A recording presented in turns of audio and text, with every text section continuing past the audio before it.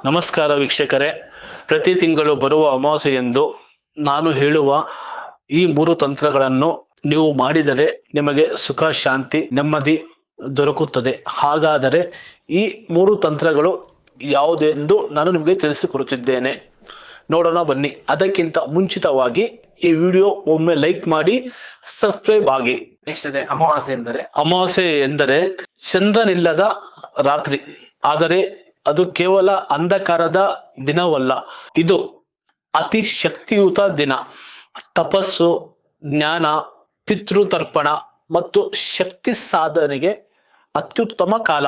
ಪ್ರತಿ ಅಮಾವಾಸ್ಯೆ ದಿನ ನೀವು ಒಂದು ಸರಳ ತಂತ್ರ ಮಾಡಿದರೆ ನಿಮಗೆ ಮನೆಯಲ್ಲಿ ಶಾಂತಿ, ಸಂಪತ್ತು ಮತ್ತು ಪಿತೃ ಕೃಪೆ ಶಾಶ್ವತವಾಗುತ್ತದೆ.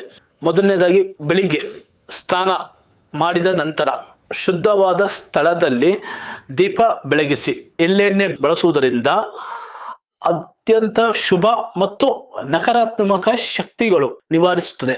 ಹಾಗೆ ದೀಪದ ಮುಂದೆ ಕುಳಿತು ನಿಮ್ಮ ಮನದಾಳದಿಂದ ನೀವು ಏನಾದರೂ ಪ್ರಾರ್ಥನೆ ಮಾಡಿ. ಪಿತೃಭ್ಯೋ ನಮಃ, ದೇವಿ ಲಕ್ಷ್ಮಿಯೋ ನಮಃ, ನಮ್ಮ ಮನೆಯಲ್ಲಿ ಶಾಂತಿ ಸುಖ ನೆಲೆಸಲಿ ಅಂತ ನೀವು ಮನಸ್ಸಲ್ಲಿ ಅನ್ಕೊಂಡ್ರೆ ಅದು ಆಗ್ತಾ ಹೋಗ್ತಾ ಇರುತ್ತೆ.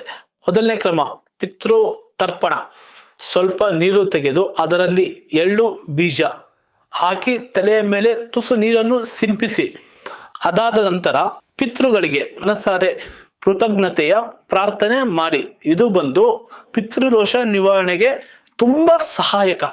ಮತ್ತೆ ಎರಡನೇ ಕ್ರಮ, ಲಕ್ಷ್ಮೀ ಪ್ರಾರ್ಥನೆ. ಲಕ್ಷ್ಮೀ ಪ್ರಾರ್ಥನೆ, ಈಗ ಲಕ್ಷ್ಮೀ ದೇವಿಯ ಚಕ್ರ ಅಥವಾ ಪ್ರತಿಮೆಯ ಮುಂದೆ ಹಾಲು ಅಥವಾ ಗಂಧದ ದೀಪ ಬೆಳಗಿಸಿ. ಇಲ್ಲಾಂದ್ರೆ ಕಮಲ ಹೂ ಅಥವಾ ತಾಜಾ ಹೂವಿನಿಂದ ದೇವಿಗೆ ಅಲಂಕಾರ ಮಾಡಿ. ಮಂದವಾಗಿ ಈ ಮಂತ್ರವನ್ನು ಜಪಿಸಿ.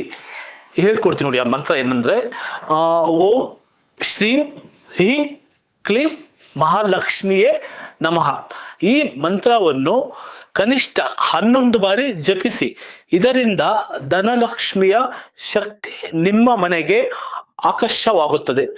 ಮತ್ತೆ ಇನ್ನೊಂದು ಕೊನೆಯದಾಗಿ, ಮೂರನೇ ಕ್ರಮ, ದಾನ ಮತ್ತು ತ್ಯಾಗ. ಅಮಾವಾಸ್ಯೆ ದಿನ ಯಾವುದೇ ಒಂದು ಆಹಾರ ವಸ್ತು, ಬಟ್ಟೆಯನ್ನು ನೀವು ಬಡವರಿಗೆ ದಾನ ಮಾಡಿ, ಒಳ್ಳೆಯದು. ಮತ್ತೆ ಮಂದಿರದ ಬಳಿ ಹೋಗಿ ನೀವು ದಾನ ಮಾಡಿದರೆ ಯಾವುದೇ ಒಂದು ಪಾಪ ಕರ್ಮ ಕ್ಷಯವಾಗುತ್ತದೆ, ನಿಮಗೆ ಶುಭ ಶಕ್ತಿ ಆವರಿಸುತ್ತದೆ. ಈ 3 ಕ್ರಮಗಳನ್ನು ಪ್ರತಿ ಅಮಾವಾಸ್ಯೆ ದಿನ ಅನುಸರಿಸಿದರೆ ಏನಾಗುತ್ತಂದ್ರೆ, ಇದು ಪಿತೃಗಳು ಸಂತುಷ್ಟರಾಗುತ್ತಾರೆ. ಮತ್ತೆ ಲಕ್ಷ್ಮೀ ದೇವಿಯ ಕೃಪೆ ನಿಮ್ಮ ಮನೆಗೆ ನೆಲೆಯಾಗುತ್ತದೆ. ಮತ್ತೆ ಆರ್ಥಿಕ ಸಂಪತ್ತು, ನಿಮ್ಮ ಜೀವನದಲ್ಲಿ ಅಶಾಂತಿ, ಕಷ್ಟ, ಆರ್ಥಿಕ ಅಡಚಣೆಗಳು ಕ್ರಮೇಣ ದೂರವಾಗುತ್ತದೆ. ಅಮಾವಾಸ್ಯೆ ಅಂಧಕಾರದ ದಿನವಲ್ಲ, ಅದು ನೂತನ ಬೆಳಕಿನ ಆರಂಭ. ಆದರೆ ಅದರ ಬೆಳಕು ನಂಬಿಕೆಯ ದೀಪದಿಂದಲೇ ಪ್ರಾರಂಭವಾಗುತ್ತದೆ. ಆದ್ದರಿಂದ ಈ ಅಮಾವಾಸ್ಯೆಯಲ್ಲಿ ಈ ತಂತ್ರ ಮಾಡಿ. ನಿಮ್ಮ ಜೀವನದಲ್ಲಿ ಶಾಂತಿ ಅನ್ನೋದು, ಸಮೃದ್ಧಿ ಅನ್ನೋದು, ಬೆಳಕು ಎಂದಿಗೂ ಹೊಡೆಯಾಗ್ತಾ ಇರುತ್ತೆ. ನಮಸ್ಕಾರ.